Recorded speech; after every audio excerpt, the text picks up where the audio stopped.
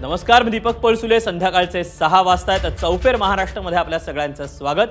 बुलेटिनच्या सुरुवातीला पाहूया top 25 news. सरत्या वर्षाला निरोप आणि नवीन वर्षाच्या स्वागतासाठी साईनगरी सज्ज. शिर्डीत साई भक्तांची मांदियाळी. साई मंदिराचं रात्रभर खुलं राहणार. मंत्री भरत गोगावले यांनी तुळजापूरमध्ये गाण्यावर धरला ठेका. तुळजाभवानी देवीच्या शाकंभरी नवरात्र महोत्सवाच्या जलदिंडी यात्रेला गोगावलेंचा सहभाग. खोपोलीमधील मंगेश काळोखे हत्या प्रकरणी महाडमध्ये शिवसैनिकांचा आक्रोश. मारेकऱ्यांना फाशीची शिक्षा देण्यासाठी शिवसैनिकांचं मुख्यमंत्र्यांना निवेदन.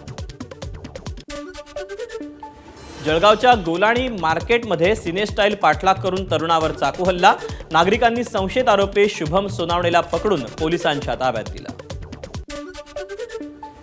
भंडाऱ्याच्या बेला गावातील बियर शॉपीत चोरी. 3 तरुणांनी बियर शॉपी फोडल्याची घटना. पोलिसांकडून घटनास्थळाचा आढावा.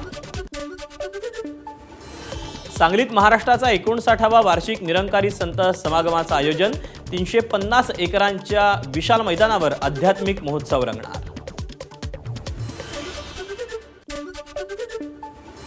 तुळजाभवानी देवीचा शाकंभरी नवरात्र उत्सव. शाकंभरी नवरात्री उत्सवातील जलयात्रा संपन्न. हजारो सुवासिनी महिला यात्रेमध्ये सहभागी. राजस्थानातील जैसलमेरमधील सर्व पर्यटन स्थळं पर्यटकांनी फुलली.